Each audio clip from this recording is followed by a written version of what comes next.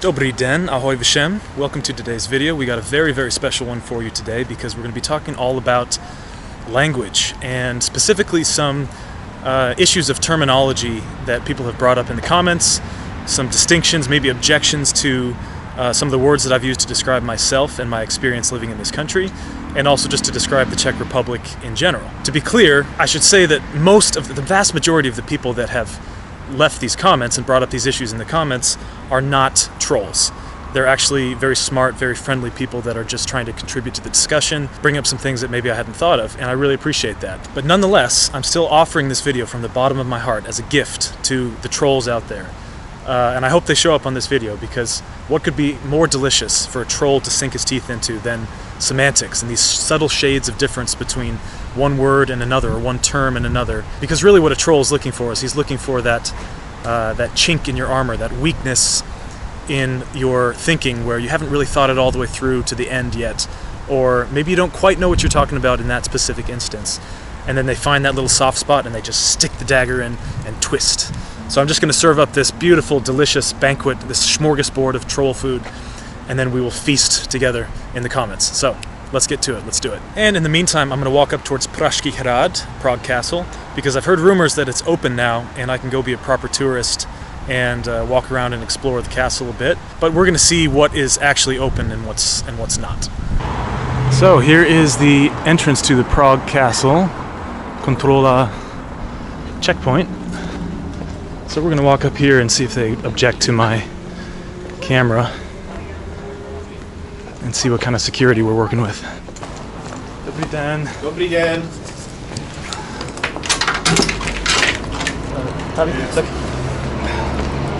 You recording? Yeah. Is that okay? Just a tourist video. Camera Here too? Okay, yeah, no problem. Okay, so we made it through security unscathed. Apparently they're open until 10 p.m., so we've got plenty of time to just walk around, see some sights, check out the castle, and just prepare a beautiful home-cooked meal of delicious troll food. So this is what you see right when you come into the castle complex. The star of the show here, obviously, is the cathedral, the St. Vitus Cathedral here on my left. Just a classic, world-class example of Gothic cathedral architecture. And you can see here at all the entrances we have armed guards who are actually rather nice if you talk to them.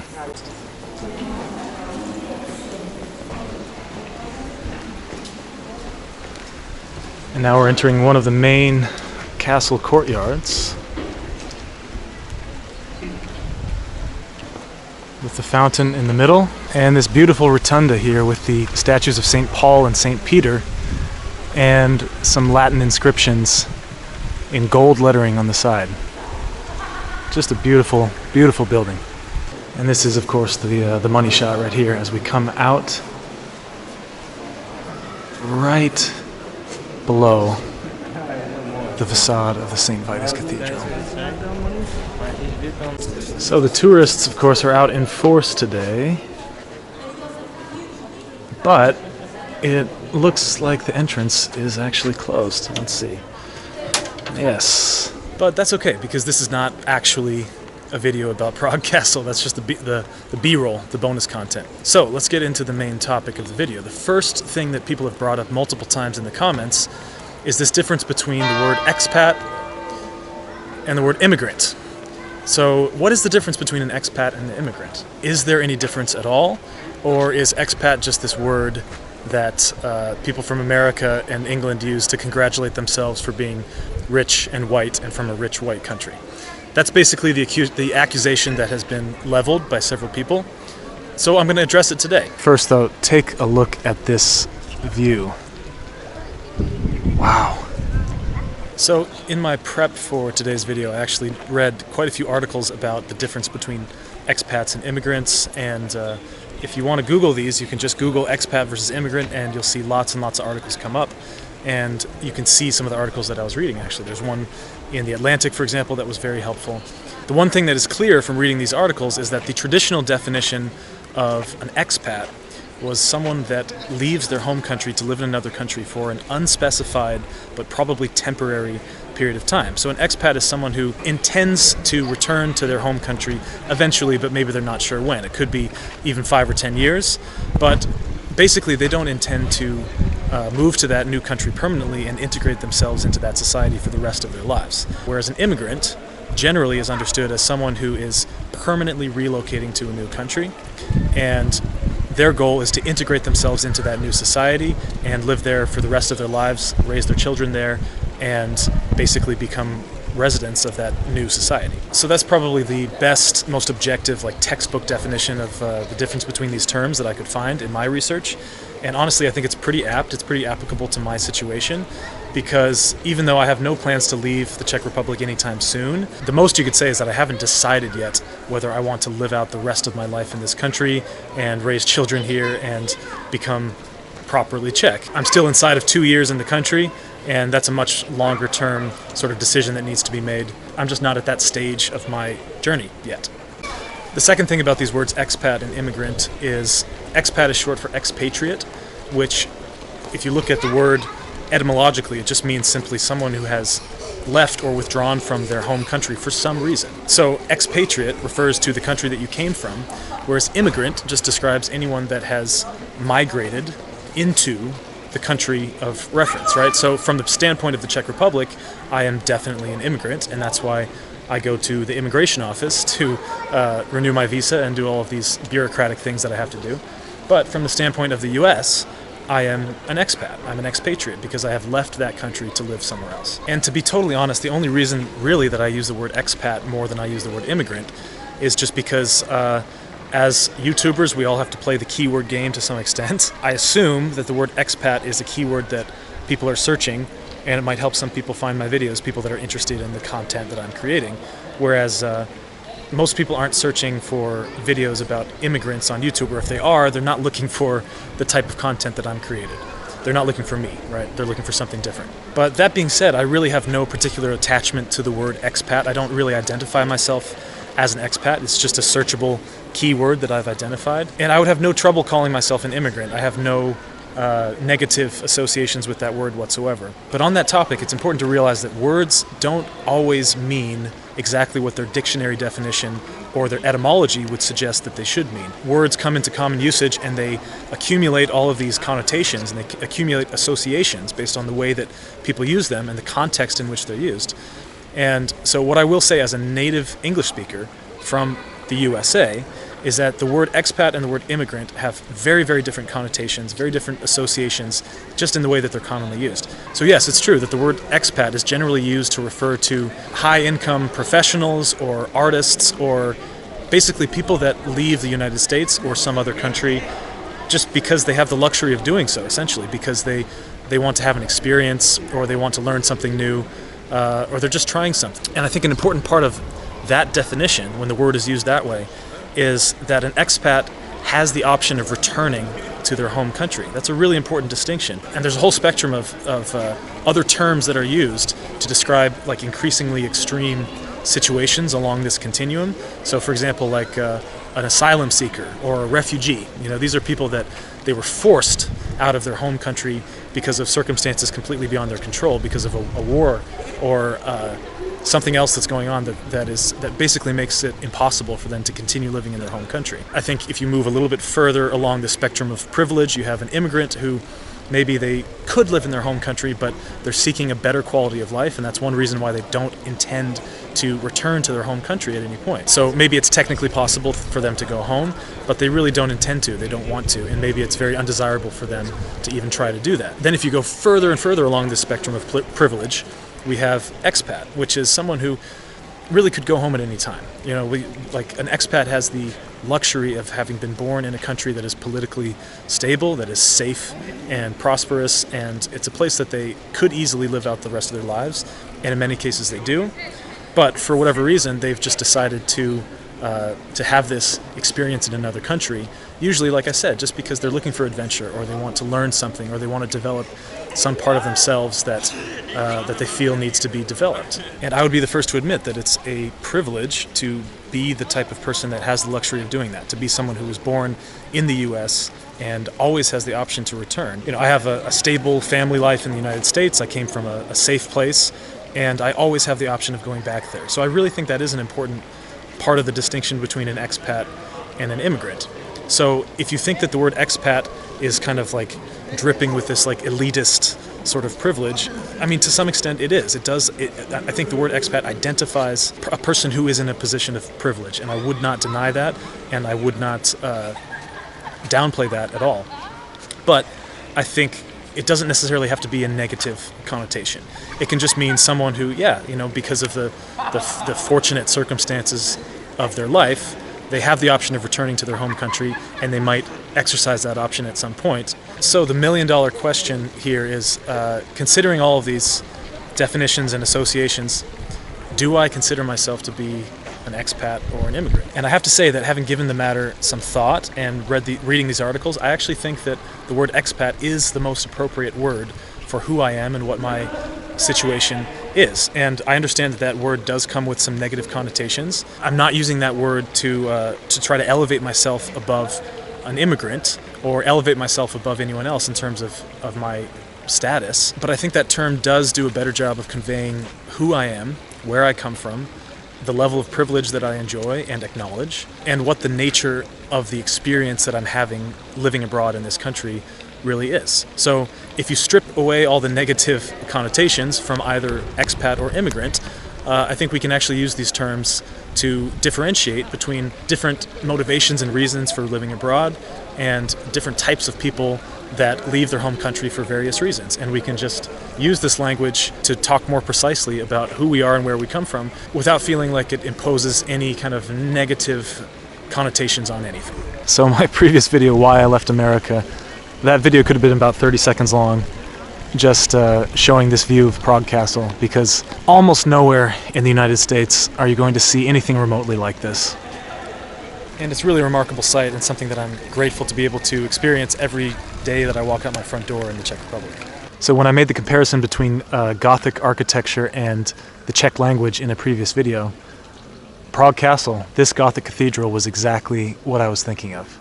So you can see these like barbed towers and the flying buttresses. Over here we have the gargoyles on the water spouts, and even just the ornate stone carving and stained glass windows. I mean, to me it's like if you could somehow express what the Czech language feels like and looks like to me in the form of a building, that's what it would look like. Okay, so now that we've had our troll food appetizer, let's get to the second course.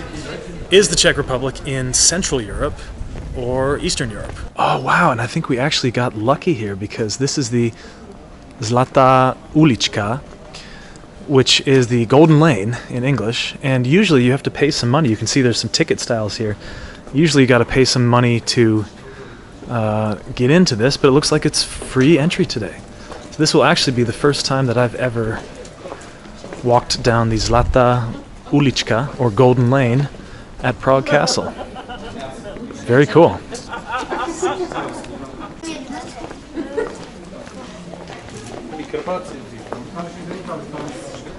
Let's check if this little fountain works. Does it? Ah, yes, it does. Wow. It doesn't say that you can't drink it anywhere, so let's take a sip. Yeah, it tastes okay. So, the question once again, is it proper to call the Czech Republic Eastern Europe or Central Europe or even Western Europe? And I can tell you from my experience here that if you want to start a debate, start an argument, or just get some people riled up and touch some nerves in the Czech Republic, just come here and start calling everything Eastern European. Because Czech people, and it seems like especially people who live in Prague, they have a very, very negative reaction to the term Eastern European and the general association of the Czech Republic with Eastern Europe and the former Eastern Bloc, the former Soviet satellite countries.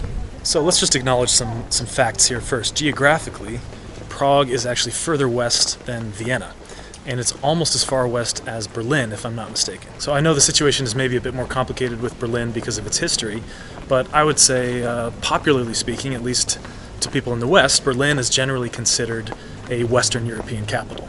if we're just thinking geographically, if we want to call Berlin and Vienna Central Europe, then obviously Prague would be part of that category as well. But the bad news for my Czech friends is that there actually are some legitimate reasons for continuing to call the Czech Republic Eastern Europe instead of Central Europe. And it's just because of the particular history of this region of the world, that after World War II, Europe was divided up between the Western and Eastern powers.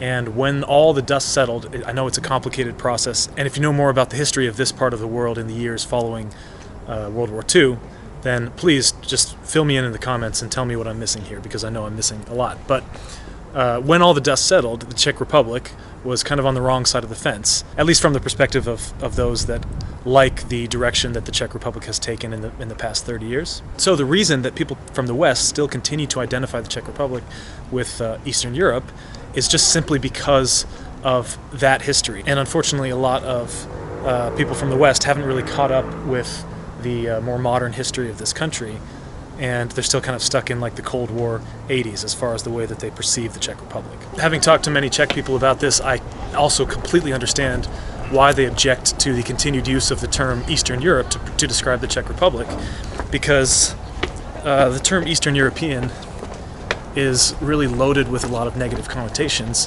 when you're looking from a Western capitalist perspective. I mean, when we think Eastern European, again, we're thinking of like bombed out war zones, former Soviet countries that still have not recovered economically, and where the standard of living is really very low, and there's all sorts of social and economic problems as a result of that. It's very fair for Czech people to stress the point that the Czech Republic is not that way at all. The Czech Republic is, in fact, it's been identified multiple times, like even by the UN, as one of the most highly developed countries in Europe. And given that this video is really partially about how we identify ourselves using language, and how the language we use communicates information about who we are, who we consider ourselves to be, and who we want to be, I think that we really should respect the desire of most Czech people not to be identified as an Eastern European country. And I think for Czech people, the important thing is just to understand that these misconceptions and stereotypes exist, and just be patient with the rest of the world, because it's going to take some time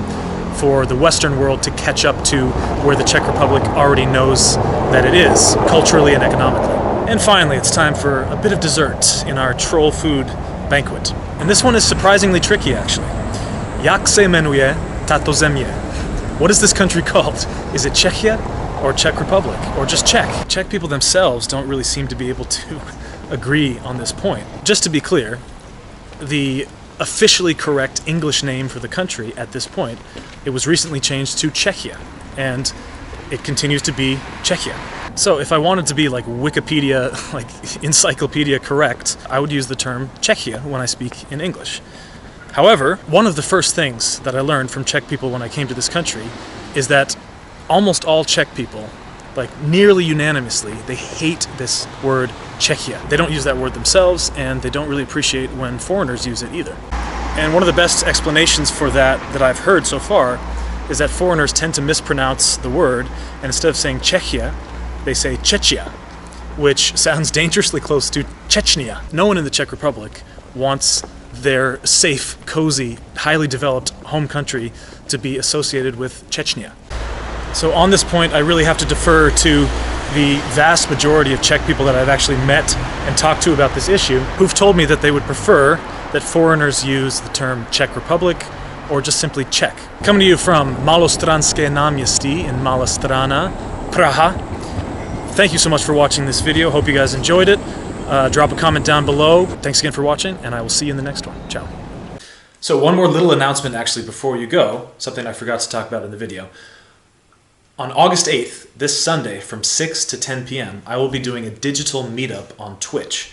The link to my Twitch page is down below in the description, so you can click on that.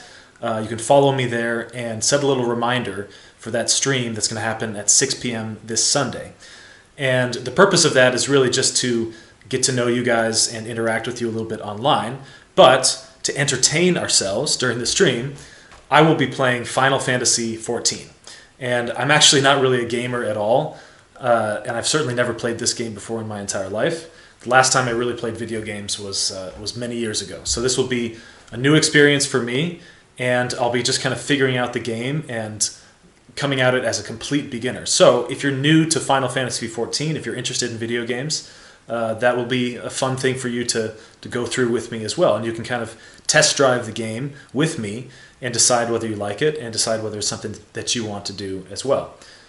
So if it works out well and we get enough people in the stream, then I'll be doing it every Sunday from 6 to 10 p.m. and hopefully I'll get pretty good at Final Fantasy XIV. So I just thought that would be a fun thing to do with you guys on Twitch, and also because we have these long cold winter months in Prague coming up very, very soon, it'll give me something to do during these cold, rainy winter months when I can't really go outside and film videos there. So August 8th, 6 to 10 p.m. on Twitch. Be there for the stream. Thanks a lot. See you guys soon.